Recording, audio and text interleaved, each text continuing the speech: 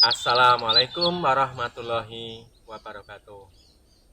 Muslimin muslimat yang semuanya dirahmati oleh Allah.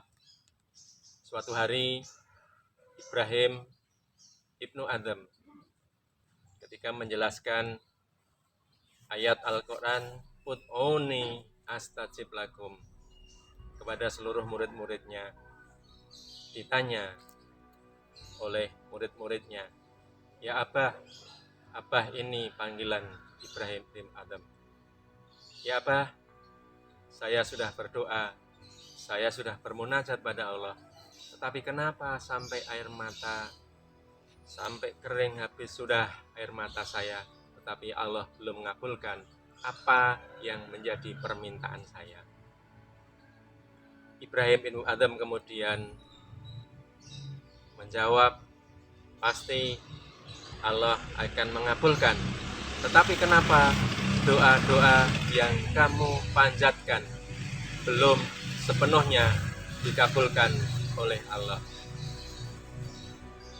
Pasti ada penghalang doa.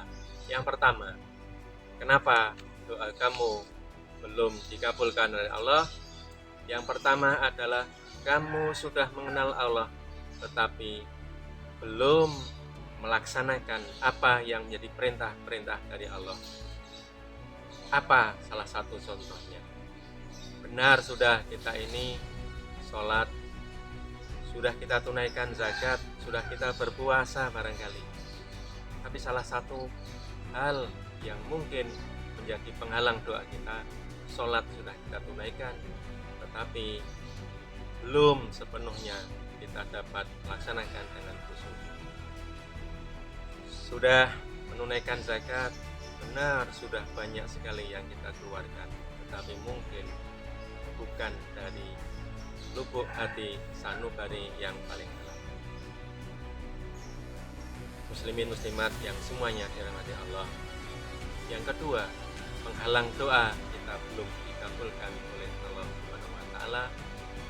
Benar kamu sudah berdoa, benar juga kamu sudah mengenal Nabi Muhammad Sallallahu Alaihi Wasallam dalam kehidupan kamu, tetapi kamu belum bisa menunaikan apa yang menjadi teladan dari Nabi Muhammad SAW. Contohnya apa?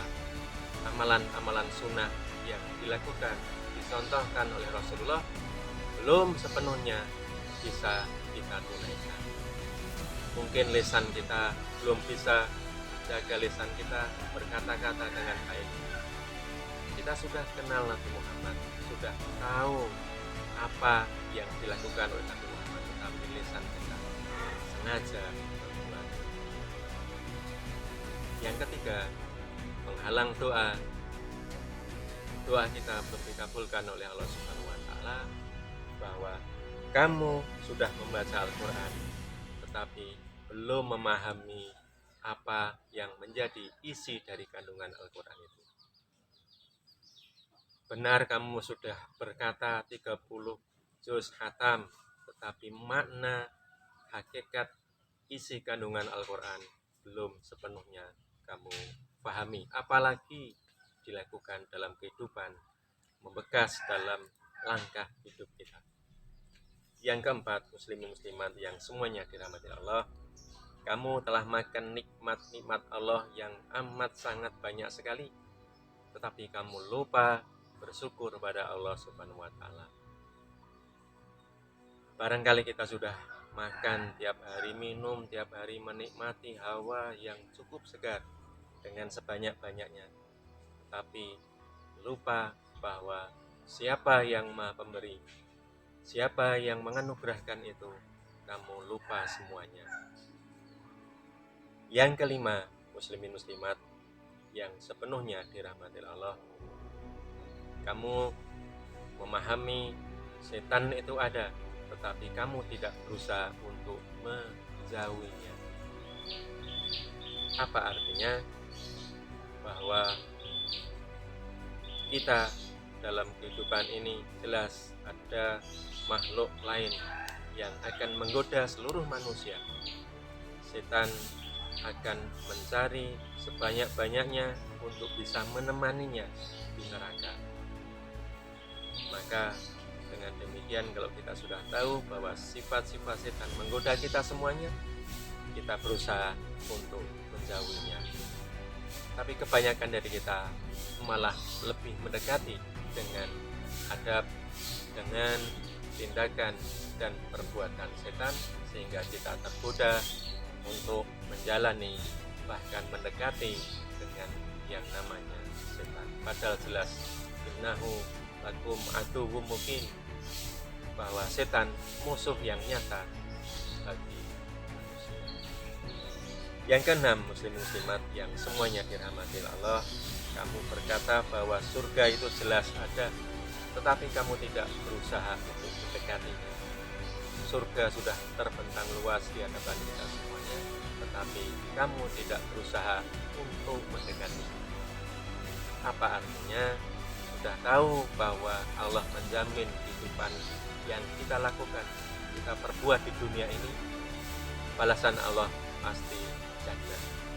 Jika kita berbuat baik, beribadah, surga sudah depan mata. Tetapi ini tidak pada melakukan semuanya, tidak pada berusaha untuk mendekati surga.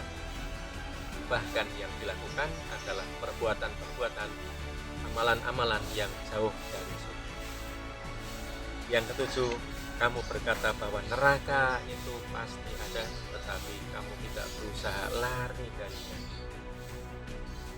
Kenapa demikian? Kita malah mendekati perbuatan-perbuatan, amalan-amalan yang bisa mengantarkan ke neraka. Bukannya kebaikan, tapi keburukan yang kita lakukan. Yang kedelapan, muslimin muslimat yang dimuliakan oleh Allah, kamu telah berkata bahwa mati itu ada, mati itu jelas menimpa semua makhluk hidup. Kullu nafsin dha'iqatul maut. Tetapi kamu tidak berusaha mempersiapkannya semenjak dini. Seolah-olah kamu ingin, bahkan masih berharap bahwa hidup umurnya masih panjang. Tapi yang namanya umur kita tidak tahu. Maka seberapapun umur kita, marilah kita siapkan bahwa yang namanya mati perlu ada suatu bekal untuk menuju kehidupan akhirat yang lebih baik. Yang selanjutnya, nomor 9, menjadi penghalang doa bagi kita semuanya adalah kamu bangun dari tidur, tetapi kamu terus berusaha mencari aib-aib orang lain.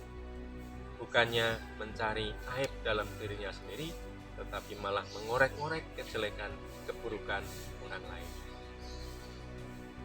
Itulah sifat manusia yang seringnya mencari kejelekan orang lain, tapi ia lupa terhadap aibnya sendiri. Padahal belum tentu yang ia korek itu lebih jelek, mungkin juga lebih bagus, tapi dirinya kemudian lebih dibanggakan. Dia yang paling benar, dia yang paling baik.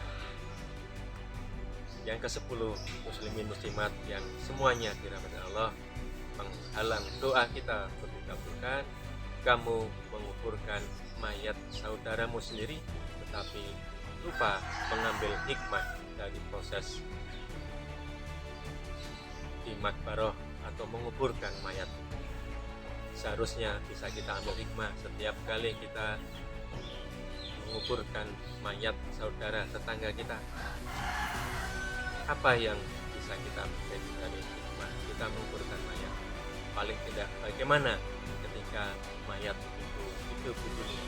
Apakah penuh dengan amal-amal kebajikan atau perbuatan-perbuatan? Proses matinya juga bisa kita ambil hikmah. Bagaimana dia husnul khotimah atau su'ul khotimah?